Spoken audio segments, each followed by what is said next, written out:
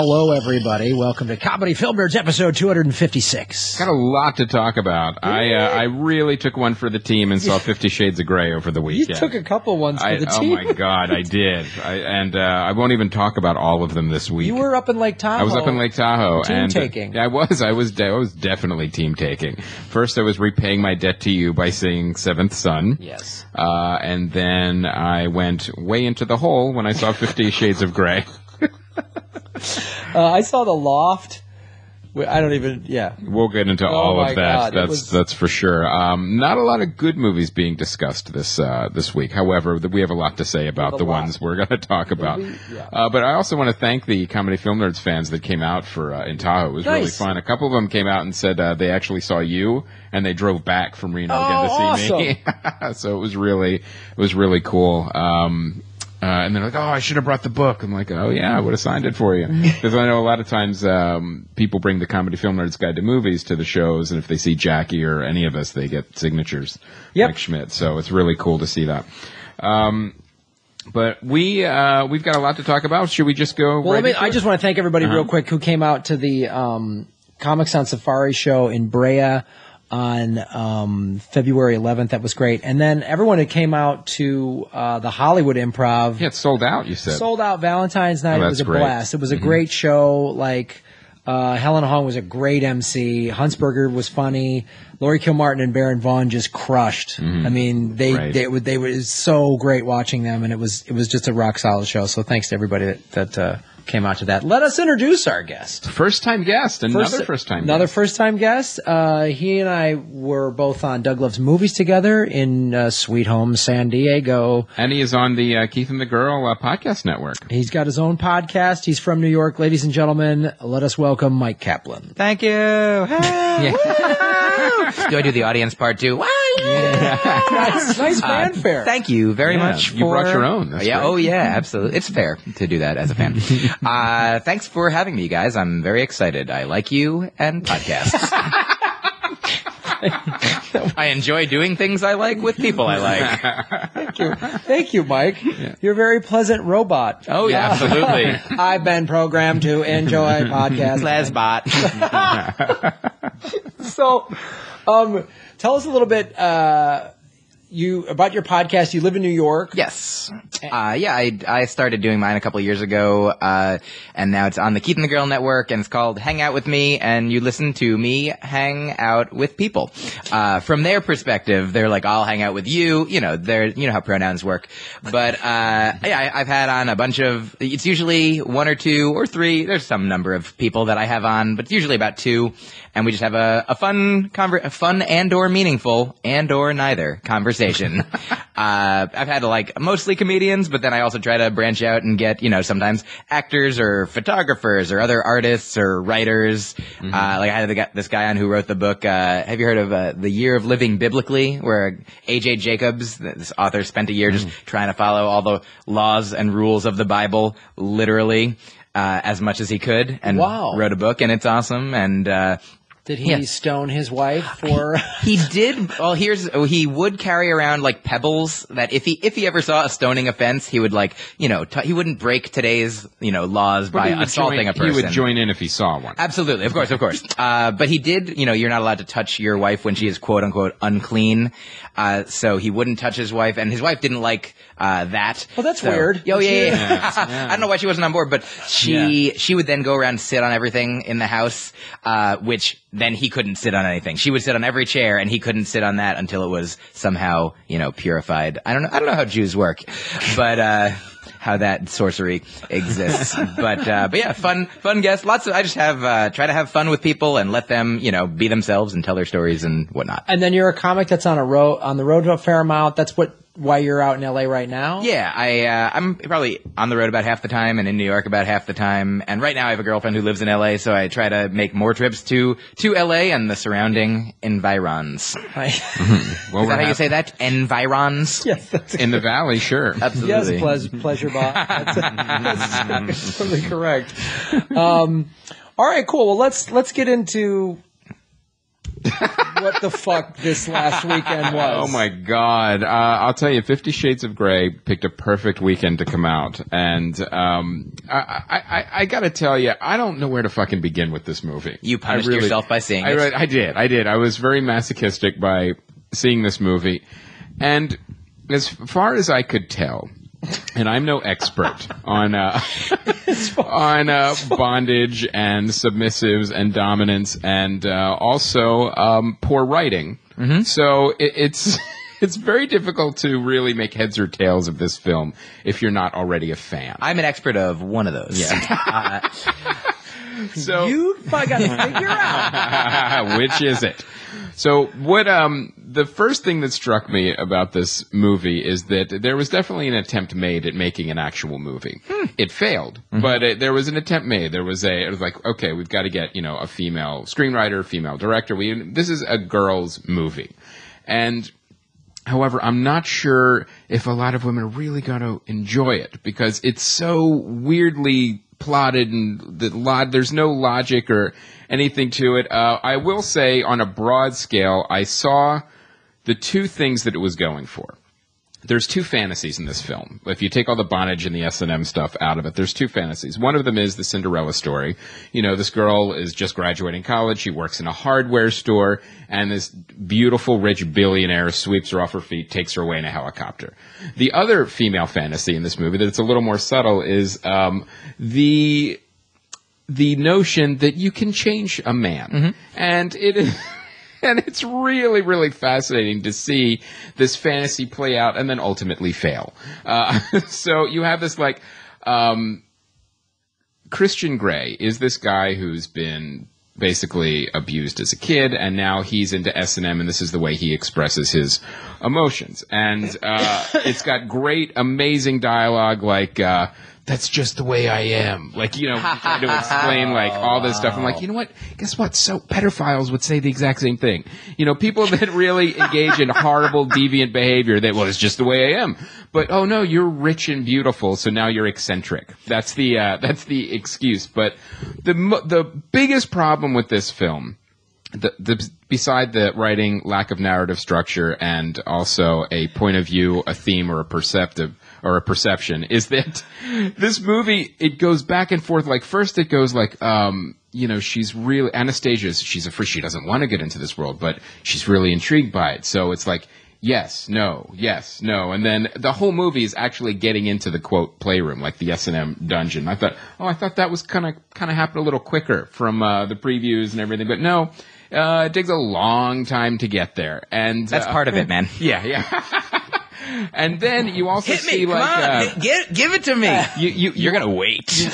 You also see things like the fact that she's trying to I don't do romance and I don't make love, I just fuck really hard, and I was laughing. Direct quote in the film. Now I was laughing. I don't know if everyone else in the theater was taking it seriously, but I've said that before. Yeah, it was so ridiculous. I do both. I make love and fuck really hard. Yeah. That's my love making. Yeah, why can't you have both? Yeah. Why can't you have both? That's true. So legitimate, serious point. And so as this movie progresses, then you see he doesn't do romance, but then he's taking her away in a helicopter, and they're going out, and they're doing, I don't do romance. But wait, you just did it in that other scene. And, right. We don't sleep in the same bed. When we're done, this is your room, and you stay in there. And then you say, oh no, but wait, you just slept in the same bed. And then so, the movie doesn't know where men or why it wants to go. Yeah, they are. Billionaire men are really stupid. So it's all this, but the thing, all the theory and the motivation behind it is just, I'm saying this for someone who really isn't a part or completely understands this world. One of the selling points he does, look, if we sign this contract, they have a contract to go into the dungeon and what's acceptable and what isn't, and as a submissive, you're you have to do exactly what I say and all this stuff and then she goes, well, what do I get out of this? A legitimate question. Yeah. A legitimate question. And helicopter rides, bitch. That's exactly what it is. And he goes, you get me. And I'm thinking, is this, again, not an expert on S&M and bondage, but is this how it works? By blackmail? I mean, much is that, if this is how you get someone into the dungeon, you literally blackmail them. This is the only way you're gonna have me. Look at this. It's worth it. Well, so. I can legitimately answer some of this. I am not an expert, but I listen to Dan Savage's podcast, the Savage Lovecast, and I haven't watched the movie, but I am glad that a lot of people are learning about beating each other up for fun. Yeah. Like, if that is, there are people, I mean, there's, number one, there's people who, like, legitimately get off on being submissive. Like, that is what they get out of it. Like, me getting hurt the exact right amount is what I want, then that's what you get, and it's fair. Like, and it's obviously you don't do anything the person says. If you're like, I don't want to do that, then you're like, I'm not going to do that. Sure. Like, and just real quick, the comparison you made to, of course, you're not saying that BDSM practitioners who are consensually involved with other people are identical or parallel to pedophiles. Like, pedophile acting, raping a child, not as good as two people. Less on the scale of acceptable, legal, moral, but essentially I think the thing about this movie, I mean, it came from a book that was just like sexual fan fiction. You know, it was Twilight fan fiction. And so people are reading it like, ooh, they just want to see the sex stuff. Like, I mean, and filmed like loosely around, like base it around a story and be like, oh, now this thing happens. Right. But it's like we want it naughty, but not too naughty. Right. It's a lot of people's way in. It's like the way that, Freud isn't like the accepted, like everybody's not like, Freud is correct about psychology these days, but he's where you start. You're like, oh, he said a bunch of wrong things that led us in the right direction. So that's what this book and movie is for. That's true. This is the Dr. Ruth. If you're comparing it to Sigmund Freud, yes, this is the gateway, I guess. But what I will say, as far as like the girl who plays Anastasia is adorable. Mm-hmm. You know, she is definitely a lot of fun to watch. But ultimately, is there chemistry between the two leads? And not really. That's where it's like it definitely falls flat. Now, for a completely different opinion on this film, go to the website and read Laura House's review of 50 Shades of Grey. She loved it. Loved it. Yes. What?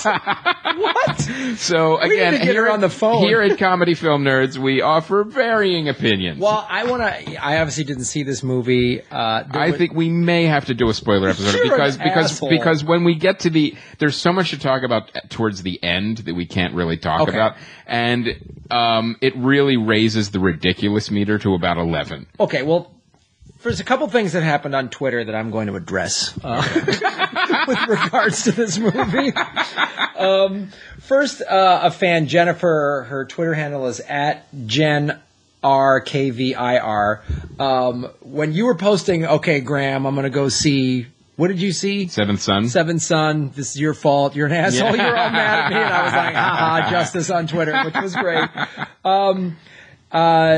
Jennifer Jen R. Keever writes, great grammar.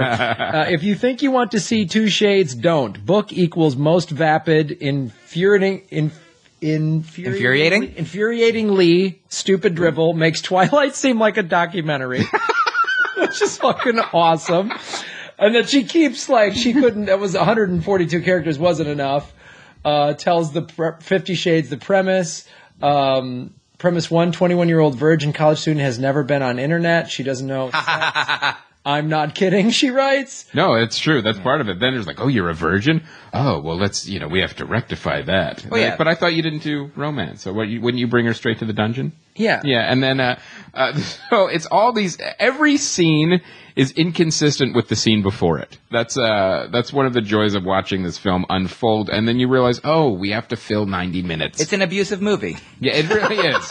It was visually abusive to my eyes, and I didn't have a safe word. Can I say one more serious thing about BDSM? Just that the idea that this character is like, I was beaten or I was abused, and so now I'm this way, like I'm flawed and damaged because of it. Like, there's tons of people, like, from listening to this, Dan Savage's podcast, like, he says a lot, and this comes up. Like, some people love spanking, like, love getting spanked, or because if they had to pick why do you like it? Like, well, I was spanked a lot as a child, so now I like spanking. But some people are like, I've never been spanked, and I always wanted it. So that's like, it's like the exact opposite. Like, some people just like spanking whether or not you were or weren't spanked. There's no rhyme or reason necessarily to why people develop some kinks. And the idea that people who are kinky, like, aren't loving people, like, in fact, they often have to be even more, like, conscientious. Like, when you're delivering pain to people, it has to be, you know, measured and caring and, like, thought out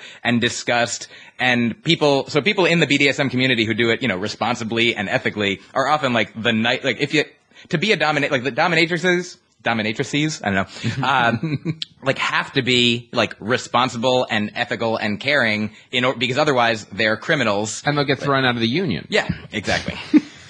But, like, legitimately, they'll, like, off, like, the way that, you know, a comedian might be, like, you know, like Lewis Black, blah, blah, blah, blah. And then off stage, you're like, hey, I'm a very nice person. I go on, in my work, I do this thing. Like, same thing, Carlin, nice guy. Like, Doug Stanhope, nice guy. Like, all these people spewing bile, like, being insulting and violent and whatever they're doing, geniuses for a living. But then off stage, you're like, oh, yeah, so, you know, we want to go get a coffee? That was, and that was another thing that was amazing about this film. He was like this billionaire at like, you know, at a very young age, late 20s, and then all of a sudden he never seemed to have to be at the office. He had plenty of time to kind of chase her around. And get Batman. her to, get her to consent to. There's a board of directors. They handle things. We didn't get introduced to the Lucius Fox of the Grey Corporation. We need to get some more gadgets. Like, where does he get those wonderful toys?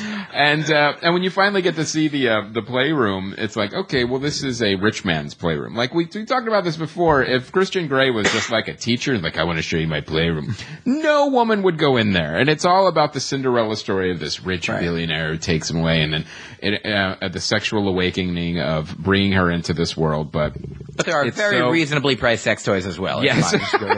It's just done in such a sloppy, ham-handed way, and with complete logic flaws and inconsistencies. It's an entertaining watch for everything that's wrong in entertainment. I would say that's that if you want to watch it for that type of value, like and it's going to make a fortune.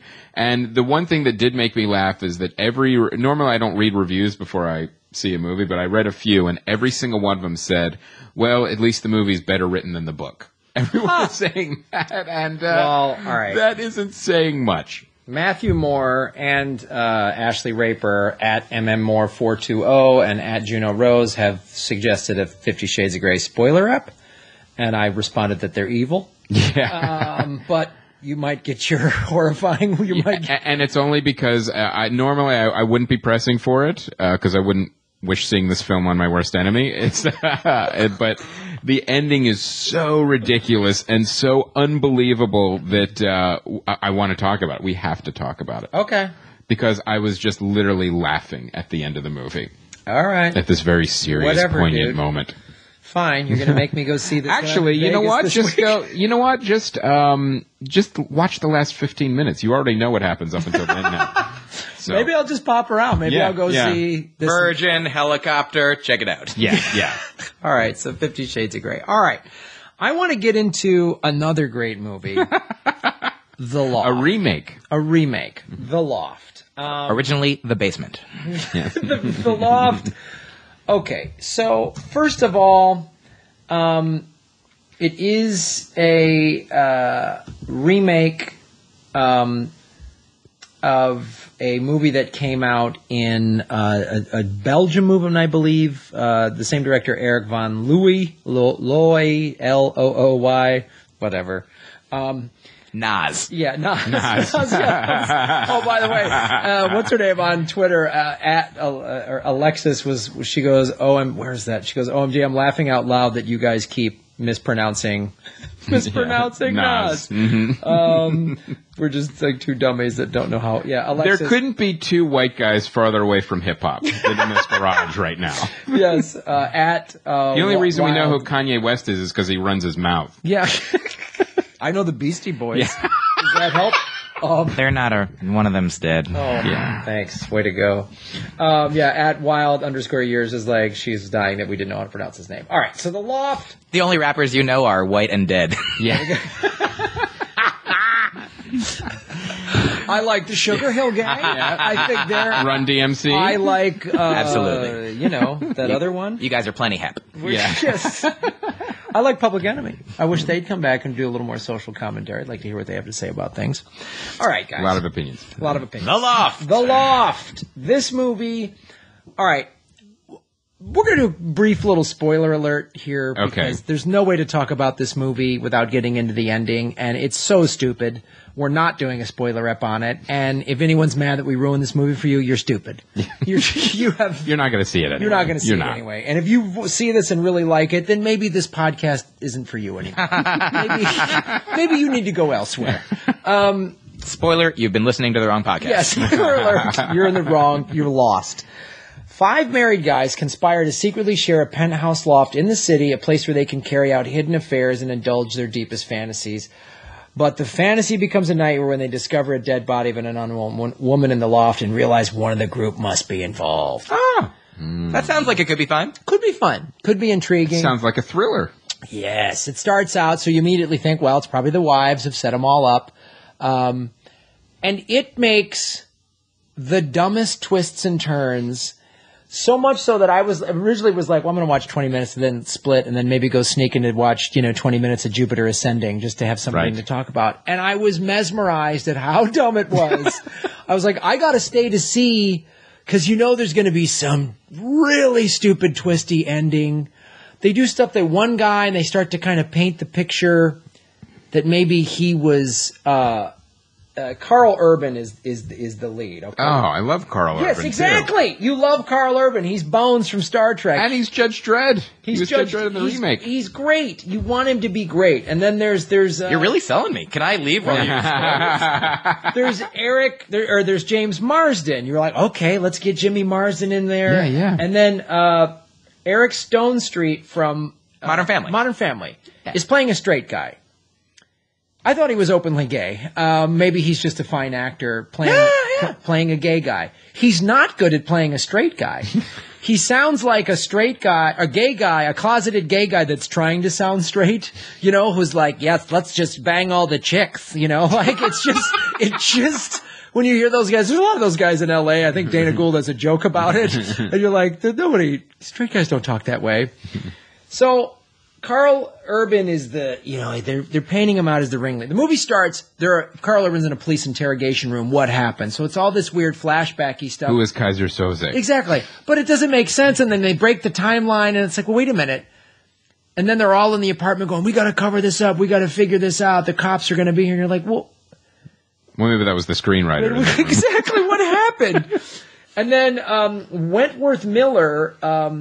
they put him in glasses, and they start alluding that, maybe he's Superman. Maybe, sure. No, that would be more intriguing.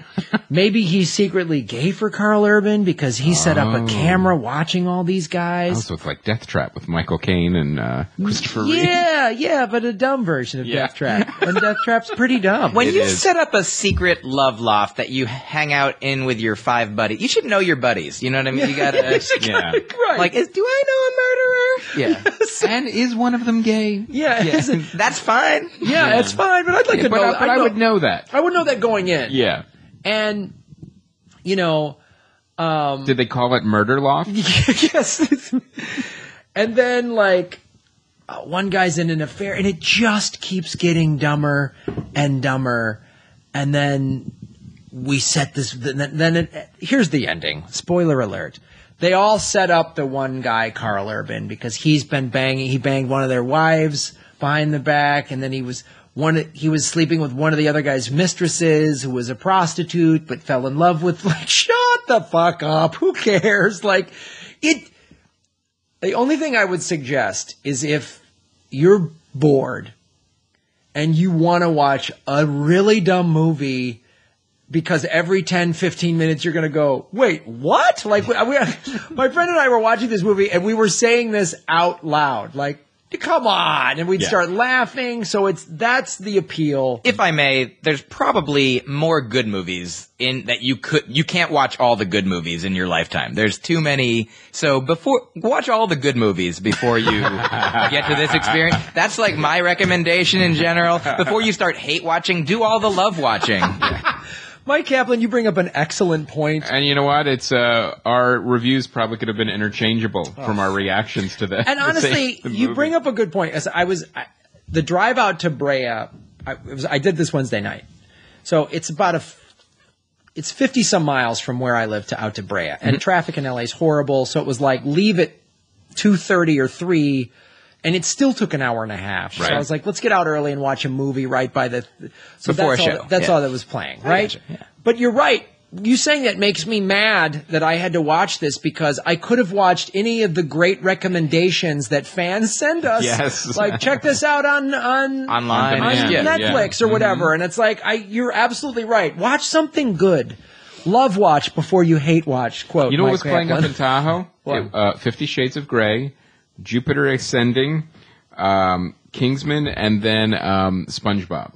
So then that was pretty much it. That was it. And I mean, I don't know if we're going to talk about Kingsman, but I just saw that. We are. We're going to okay, super. Well, let's go into it right now because the Loft is just a raving bag of shit. Because I also saw Kingsman, but I had a very different reaction than I thought I would. So I want to hear, Myq, what you thought, and then I will jump in. I read a lot of comic books, and so I'd read the comic version of it, and then my girlfriend loves Colin Firth, number one. Thinks he's like the sexiest guy. So this is based on a comic. It is based on a comic book by Mark Millar, I believe it's pronounced Millar. Millar. I believe he pronounces it Miller.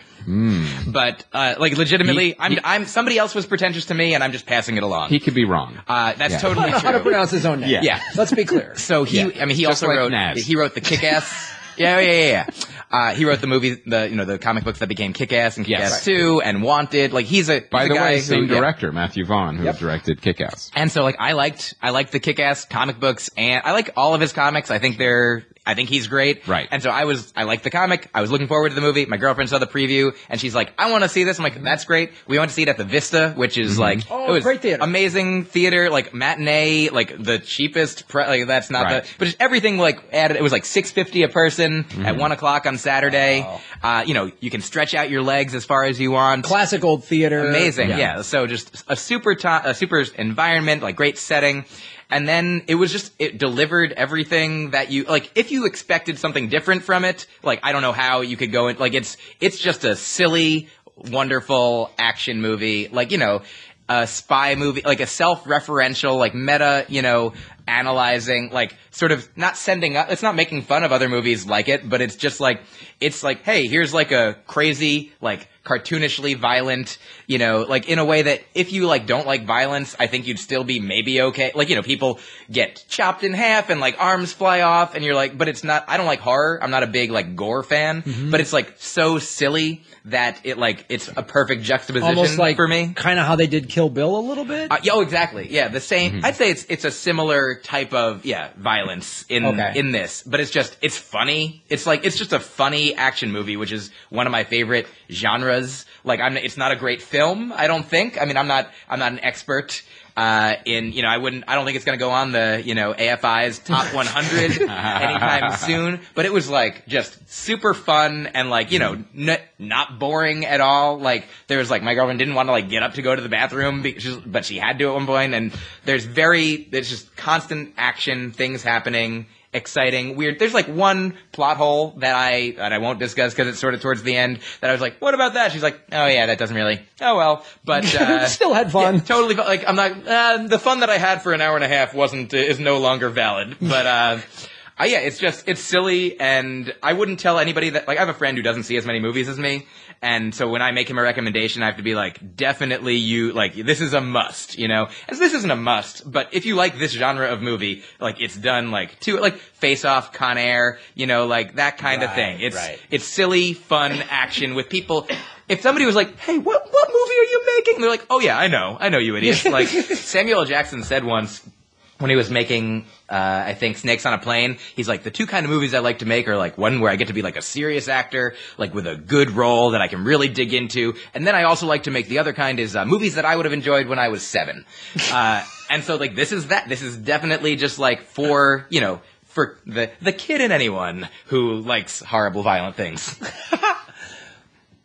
So Chris, because we both, I'm curious to know what you thought, Chris, because we both went into it Kind of similar to you, Myq. Yes. I haven't seen it, but we both went into it like we like Matthew Vaughn. We like the first Kick-Ass movie. The second one's okay. Sure. But he didn't direct the second one. No. Sadly, I had the opposite reaction. Fair enough. And I've never, it's very rare that this happens to me when I'm on board with a movie and I'm enjoying it and I feel like halfway through the movie turns on me. And I really felt that's what happened with this film. Like, love Colin Firth. I loved the setup of this film. I loved the whole world that it created. But I thought it went further and further off the rails as the movie progressed to the point where the violence wasn't fun. The violence was over the top but not fun. And one of the reasons is because when you have like Hit Girl going down a hallway killing like a bunch of bad guys, that's pretty cool and fun and like really like adrenaline pumping. But when you have a bunch of people in a church that all of a sudden get hypnotized and start killing each other, that to me isn't fun violence. That's like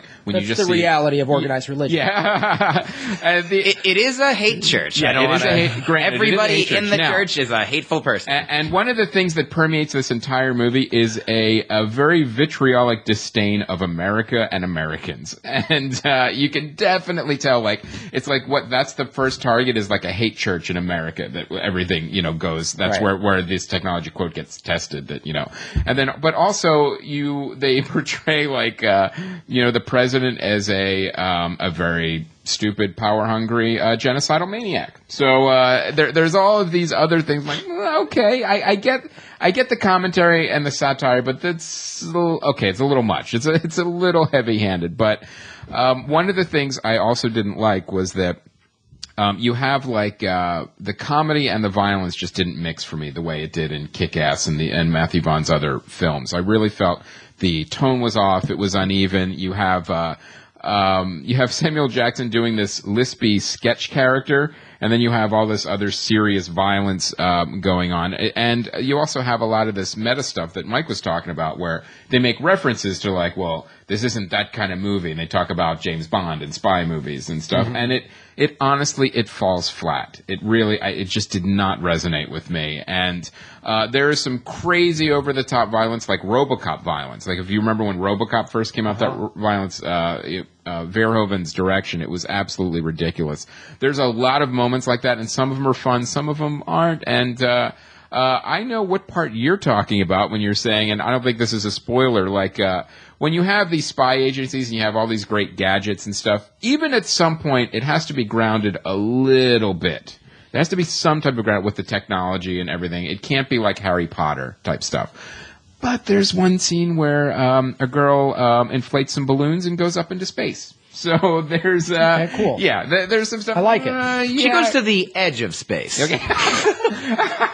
And shoots a satellite with a missile. That's from her chair. I mean, it's a comic book. It's a fictional movie. Yeah, so it's like, but there's stuff like that where, like, if you have some of this other stuff that's grounded, but there's some. You can't take your face off and put it on another guy's face either. Yeah, no, there's definitely different movie. Yeah, so there's a lot of stuff. I think the main problem I had with this film is that it wasn't fun, and halfway through, it lost the fun for me with the violence. Had you read the comic book, Chris? I had not read the comic book. I wonder if that's.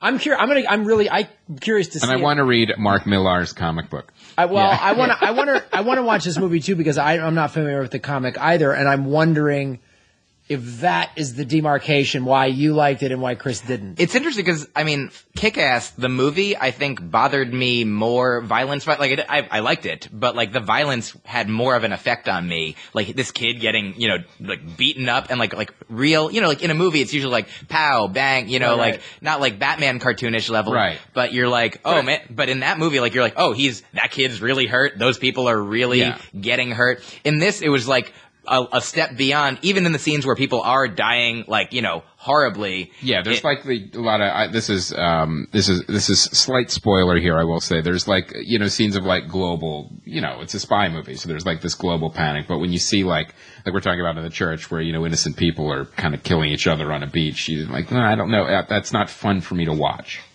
So, but it is. I mean, he definitely writes like. I mean, that's the way. Maybe it is just I know him and the way that he writes in the comics. He's a great comic book writer. There's no question. There's no. I just don't think this this translation, and I will read the comic book now because I'm very curious. This movie just didn't resonate with me. I'm not saying it did anything crazy wrong. It wasn't for me. It really wasn't fun for me. But like I said, it's very rare that a movie I turn on it halfway through. Like normally the first act, I'm like, I'm on board or I'm not. But this one, I was there. Like the training, getting the kid in where, because you see from the trailers, like, oh, he's the street kid. He's like, he's got no future. And, Colin Firth takes him under the wing and starts training him to be a spy. I'm like, yes, I want to see all of this that's going on. And when they finally show the big spy headquarters, giant with hangars and, oh, this is awesome, planes and trucks and stuff. But then towards the end, again, not really a spoiler, there's there's only 3 guys left. What? I thought you had like a whole army. What happened to all the other spies? There's some weird logic things there, but it just wasn't, I think that was my main complaint. It wasn't fun. All right. Can I say one last thing about it that's kind of, I think is cool? Mark Hamill is in the movie. Did you know that? I did not. I don't know. He played the professor. Really? Yeah. Oh. And in the comic book, Mark Hamill is a character. Like Mark Hamill, the actor, from Star Wars. Yeah. He is one of the people. God, I didn't even recognize. See, that's cool. Yep. Now I want to see it. Yeah. Like it was interesting because while I was watching the movie, I'm like, is Mark Hamill going to be a character like he is? Is it going to, or did they not be, or were they not able to get him? Like there are certain famous people in it or made reference to because of part of the plot. But then at the end, it was like, I didn't actually recognize him, but I saw his name at the end. I'm like, oh, that was him. Right. And Girl with Blade Feet was fun. I will say that. Okay. The girl with the blade feet tattoo. Yeah. All right. Before we get into why Mike likes stupid action movies. Yes. We may have already done that. We got a little bit. We might go into some more. Spoiler. Let's talk about the good people at Sherry'sBerries.com. Yes.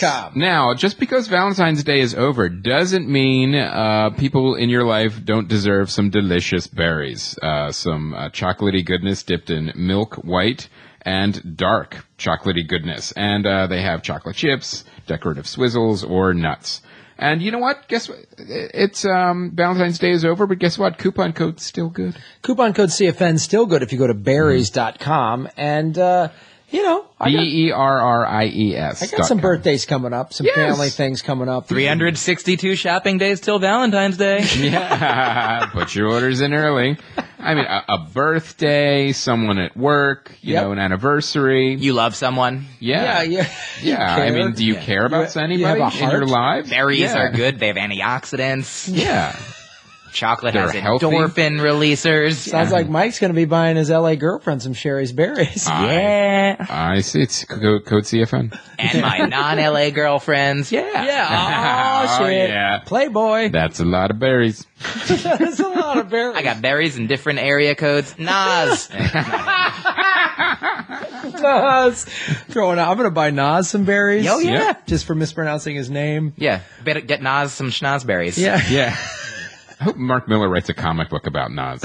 That would be great. Oh, then we could mispronounce both their names. Yes, at the same time. Mark Millar and Nas. Yeah.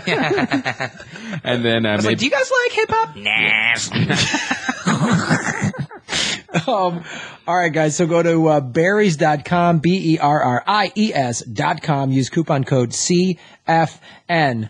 And it'll double the berries for just $10 $10 more. So twice as many berries. So check that out. All right, so let's get into a little bit now, Mike. Yes. You were talking about why you like movies like this. You mentioned Con Air and Face Off. What other movies in that genre, and why do you like these type of movies so much? Do you know one that really pops up is did you guys see Shoot 'Em Up? Shoot 'Em Up. Shoot 'Em Up, starring Clive Owen, essentially as a live-action Bugs Bunny. And the villain is Paul Giamatti, kind of as the Yosemite Sam character. And it's almost, it's literally like Clive Owen's eating a character and saying things like, "What's up, Doc?" And the Paul Giamatti character is like this over the top, just really, and it's just this. So it's a cartoon. It's not a cartoon.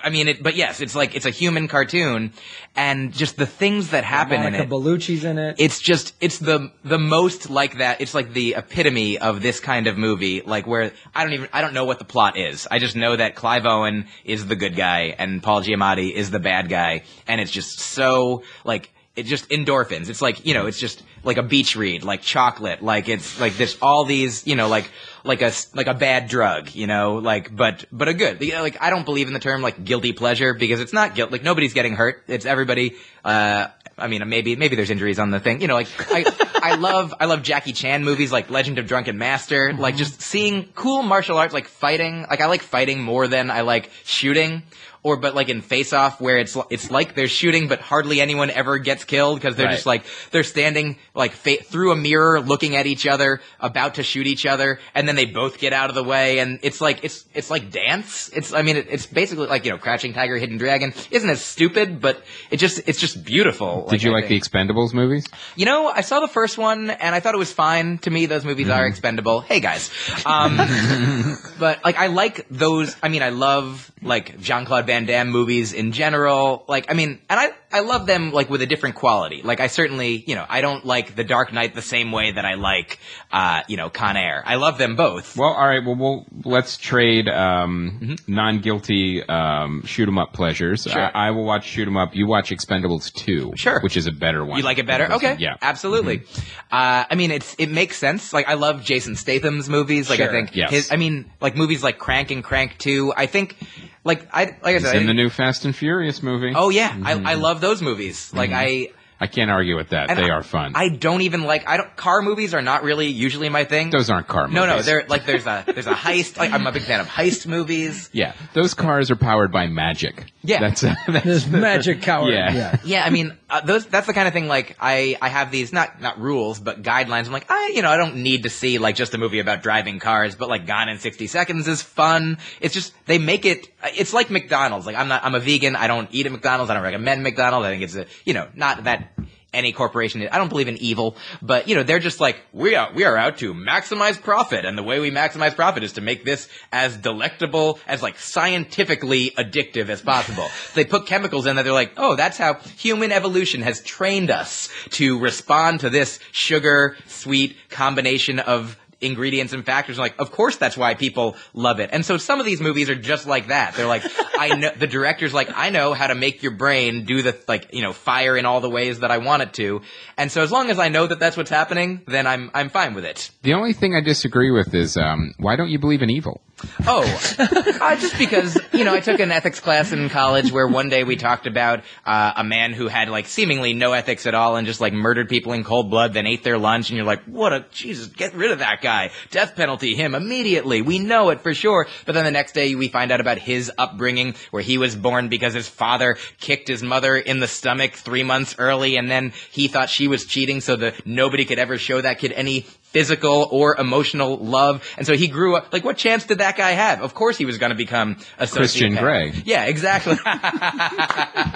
Or any Christian. Anyway, and America, yeah, look, it is full of hate groups. So, but also both. Look, America, what is America? We're all humans. I believe in your local community and the world. And everybody, look, I love all the people. So you're starting a theater company. Exactly. All the world is a stage. But, no, I don't believe that, I think that there are sociopaths, and that's the closest thing to evil that there is, but it's just a lack of human emotion, empathy, and sympathy, and everything else that is wrong in the world is just based in, sort of fear and insecurity, and, it ends up with bad results, bad actions, but I don't think that any person is wholly good or wholly bad. We're all just a, series of molecules and experiences. All right. MyQKaplan.com. And that's why I like stupid action movies. Fair enough. You know what? I will say that was the most eloquent explanation for a film genre I've ever heard. Specifically that genre. Yeah. Like, why that genre? Oh, yeah. That's the most eloquent description of shoot 'em up type action movies. All right. Well, let's go into what's coming out on DVD this weekend. You know what? It's an interesting week. It's a lot of stuff on DVD, not a lot of stuff in the movie theater. All right. So Dumb and Dumber 2 is coming out. I don't know if you saw. This is another one of those movies that if you wanted to see it, you already saw it. Yeah. Can I tell you I haven't seen it. I love the first one. I heard the second one wasn't as great, so I might see it at some point. I love those guys, but I can't tell this joke anymore because the billboards aren't there, but I don't know if you remember the billboards for the movie. While I was driving by one once, I just was like, oh, are you going to go see Dumb and Dumberto? It looks like that's what it says. Dumb and Dumberto, which is the Italian sequel. Oh, yeah. Yes. Dumb and Dumberto. So that's all I have to contribute for that one. Apologies. Yeah, Dumb and Dumber 2. I didn't see it. You know, I haven't seen it yet. It had looked like, I don't know, the trailer was the thing that said it looked like it had funny scenes to me and looked like it had scenes that were dumb. I mean, those guys are so great. Like Jim Carrey and Jeff Daniels, they're very good. Once we're done love watching movies, we'll put this on. We'll push that. Okay. Exactly. The next three are all nominated. They're all nominated films, so if you didn't get a chance to see these in the theater, now's the chance to see St. Vincent, which we talked about it when it came out. I really like this. Bill Murray obviously does a great job. Melissa McCarthy does a really good job. It's a nice little film. And then Birdman. Yep. Love it. Yeah, of course. Yeah, Birdman. It's good. Watch it for the single shot cinematography, which is really fascinating. Mm. Edward Norton. I know you didn't love the film, and I still haven't seen it yet. I liked it. I liked it. It just, yeah. Sometimes a movie comes out, and this happened to me with, I call it, in my life, the Juno effect, where, like, the movie comes out, and it's good, and then so everyone watches it, and it's pretty consistent across all the reviewers, like, everybody says it's good, so then everybody starts, like, compiling those either in their mind or in, like, some greater conglomeration, be like, oh, if everyone thinks it's good, it must be great. And so then, higher expectations. By that point, you go into it, and you're like, wow, I'm gonna see this movie that everyone says is great, now you've conflated it in your head, and then, you're like, I think it's gonna be great, and you're like, oh, it was good. Why did everybody say it was great?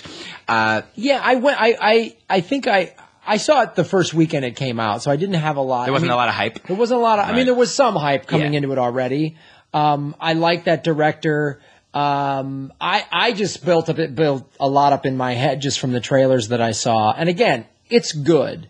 I don't think it's this epic masterpiece. I think it's a very good film. I think he deserves his nomination, and I like that this director tries these different types of movies and stuff like that. And if you haven't seen it, I say watch it. It's cool and really interesting and it's very specific. Very specific, and it's really all the supporting parts, and it's a unique film, and it's one of those things like I'll watch a director try something unique, and maybe if it didn't resonate with me, I'm still glad that it was made. And I have a question, because like it's about entertainment, it's about show business in a way. I mean, exactly. Yeah. And we're in show business, so like sometimes when we see things, like if you watch, like the movie Punchline, I think with like Tom Hanks and whatnot, like there aren't lockers in the basement of a comedy club. Like everything for us, we're like, that's wrong. That doesn't make sense. It's not a gym. But for this thing, like we're watching, I'm watching it, and like we've all probably like been around some actors, like movie, like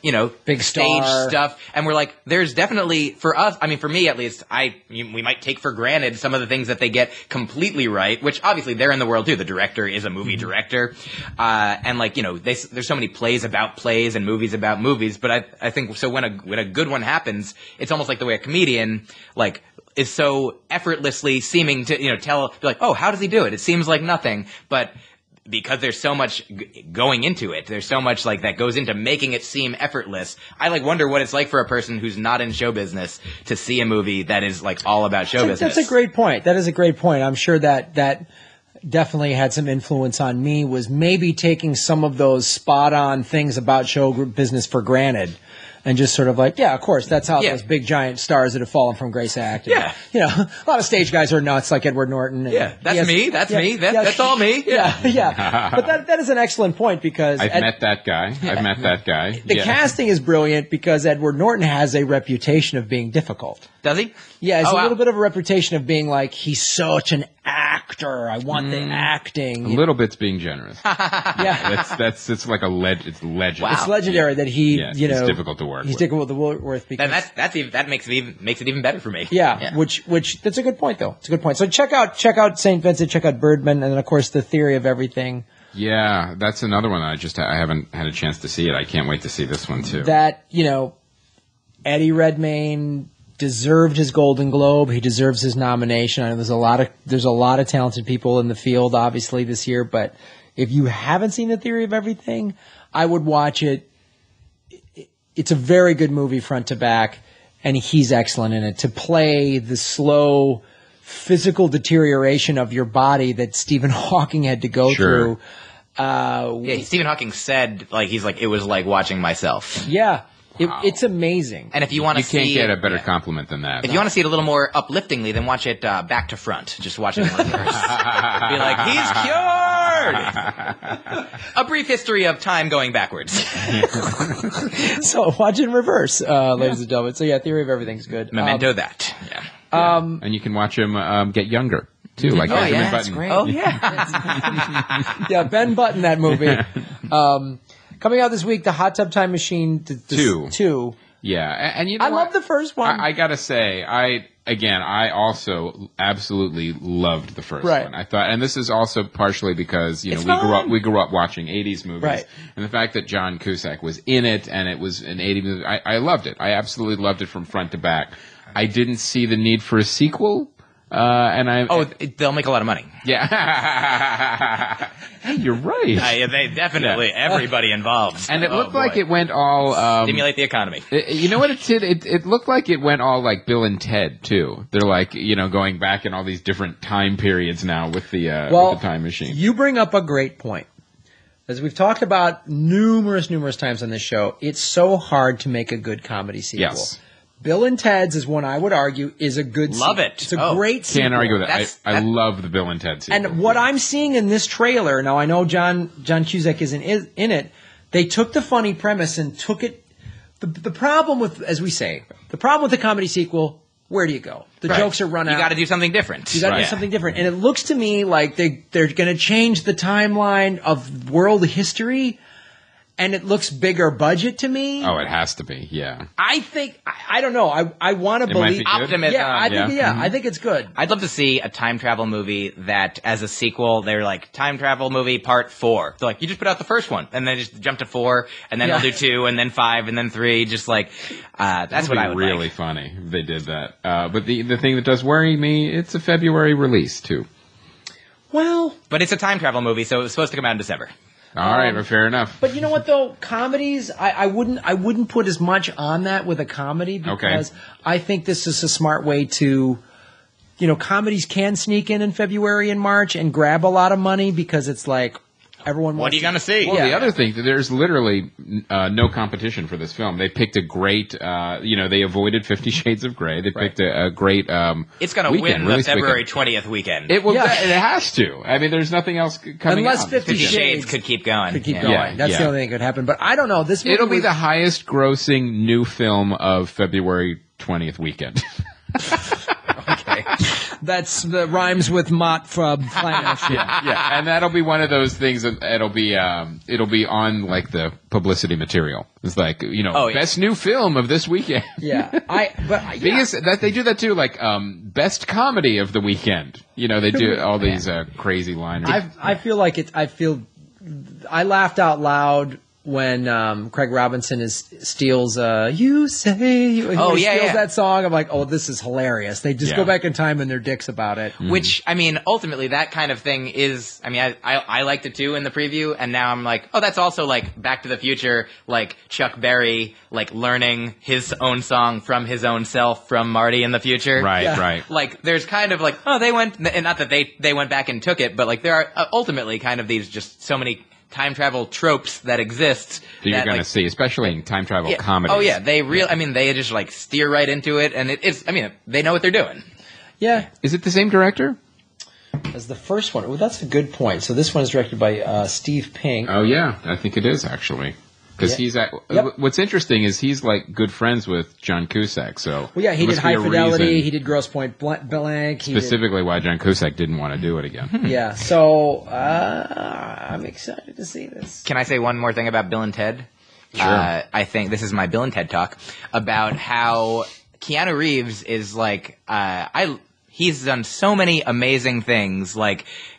From like Bill and Ted 2, both amazing. Like The Matrix, one of my favorite series, like amazing. Speed 1, he's in, love it. Speed 2, he chose not to do. It was not a good movie. Right. Like so many things. John Wick, haven't seen yet, hear good things. And then look at all the bad movies that he's not in. You know what I mean? He's like, people always point to the ones that he is, but there's just so many bad movies that he just like, I'm not in that movie. Yeah. maybe you could put that on a resume, not in. And for the dumbest guy that people think that he is, like, he's made so many lucky or smart decisions. So I'm just a big Keanu Reeves fan. Good for you. So did you like 47 Ronin? Didn't see it. Is it good? No. Okay, fair enough. Was it Walking the Clouds? Yeah. Don't do that. What about, what's that lake house, the time mailbox? Guys, I'm trying to forget about all the things that disprove my point and only say the things that prove them. I'm an American. Guys, why do we have to take responsibility for all the bad that we've done when we do so much bad right now that we're ignoring? USA. USA. I will say real quick, don't see 47 Ronin. Don't see 47 Ronin, and go back and watch Bill and Ted 2. Oh, yeah. Absolutely love it. I mean, the fact that they parody The Seventh Seal, an Ingmar Bergman film, is absolutely hysterical. And Bill, what's his last name, who played Death? Bill, I know we're going to do this thing. Bill Death. I think that was his real name? Yeah. Bill Death. You got typecast. Bill and Ted's Bogus Journey. Bill and Ted's Bogus Journey. And there is talk about another Bill and Ted movie. And William Sadler. William Sadler plays the Grim Reaper when they're playing Twister. You sink my battleship. 2 out of 3. You bet your sweet ass. Like doing Twister. Oh fuck. That shit is absolutely hysterical. And they took it to the next level. So I'm confident for Hot Tub Time Machine. All right. I applaud your optimism. All right, so let's go. I actually found Site Spotlight. What do you want to talk about real quick? Okay. One of the things I wanted to talk about is Laura House's 50 Shades of Grey review.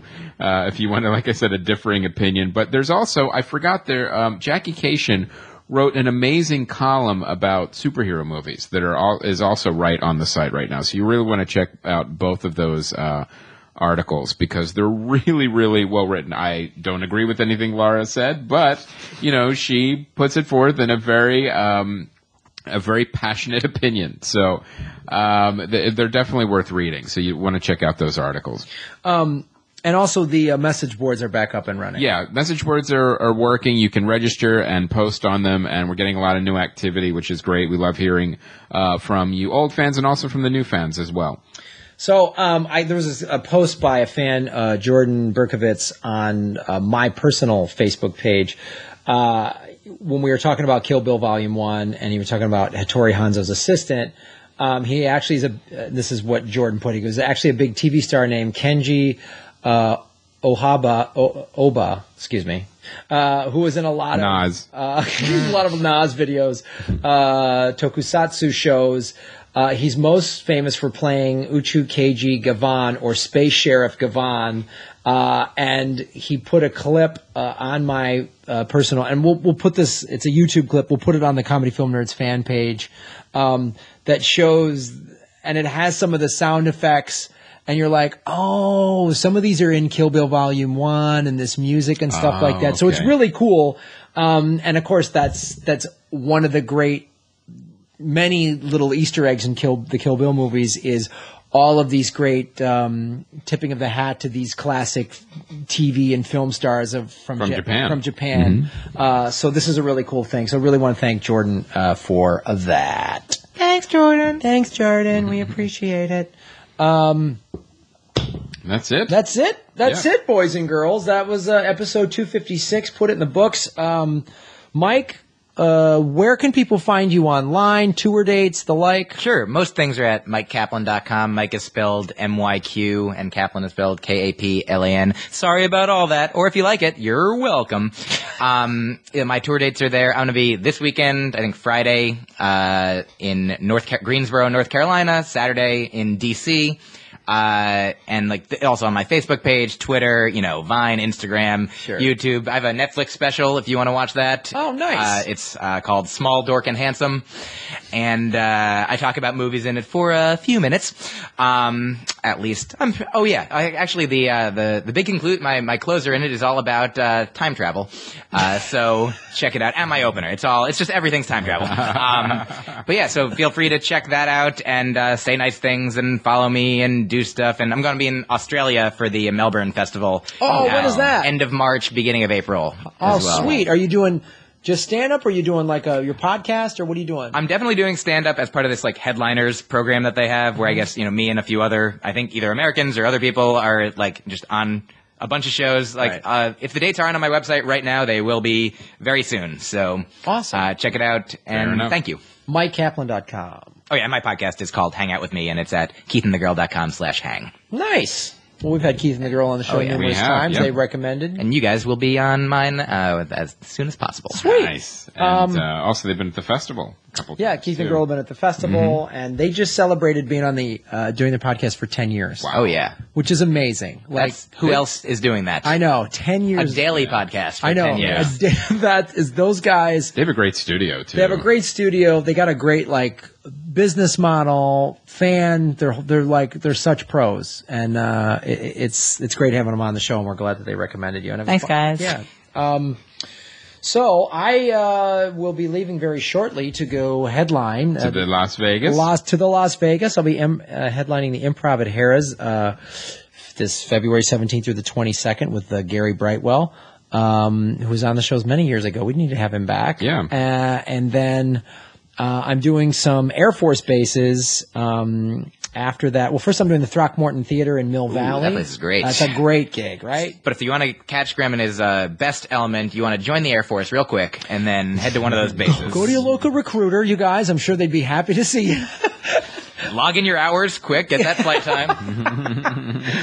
Yeah, I'm going to be doing some bases for the Comics on Duty tour through Oklahoma, Texas, and then up in North Dakota and Montana. We're going to go just some missile bases. Oh, wow. Yeah, so I'm hopefully going to start World War III, guys. Yeah, pointed at Canada. Yeah, that's right. Well, they have it coming. They are rusting, those missiles. Yes. It is potentially dangerous. Well, we need to get them out there and kind of oil them up, flex them out, see how they're working. So check all that out, you guys, and of course, go to Sherry's go to berries.com, use coupon code CFN. W Berries. Why wouldn't you? Yeah, W Berries, guys. Berry work it. Berry work it. Hashtag berry work it. And of course, the Twitters and the Facebooks and the Instagrams. Follow us on all of it. And you can also, I don't know if we mentioned this too, you could comment directly on the articles too. So if you want to leave a comment on Lara's article or one of Neil's or Jack's. I know what we forgot to announce. Los Angeles Podcast Festival tickets are on sale. Ooh, September 18th through the 20th. You can go to lapodfest.com. There's also a link to the discounted hotel rooms at the Sofitel. So that's live now too? That is live. We got the landing page from them. So we're doing a lot of cool things with the hotel rooms this year. There's the $199 rooms like last year, but then they're also giving a bunch of different, so you get to choose if you want to get to a bigger, nicer room. They're giving fit more people in it, like $229. You can get a suite for $299. That's like a $500 or $600 a night thing. That's pretty sweet. Yeah. Nice, Myq Kaplan. The word means two different things. Oh, I didn't get it. Yeah. I like that you were complimenting my ideal. So check that out, guys. lapodfest.com, September 18th to the 20th. We can confirm that the Dollop will be in this year's festival, Comedy Film Nerds, and probably Science. Most likely. Probably Science will be in the festival. And I want to mention, too, if you are a podcaster in the LA area, I am doing a talk with a bunch of other podcasters and startup companies at General Assembly this Thursday night in Santa Monica, and it is a free event. So if you want to learn more about podcasting and how it can help your business. In standard podcast form. Yes. A free event. Yes, exactly. You can buy things, but you don't have to. Right. So check it out. It's free content. You can show up and get free content live. Wow, look at that. All right, guys. Thank you so much to Myq Kaplan for being on the show. Thank you so much for having me. My name is Graham Elwood. And I'm Chris Mancini. As always, remember, Han shot first.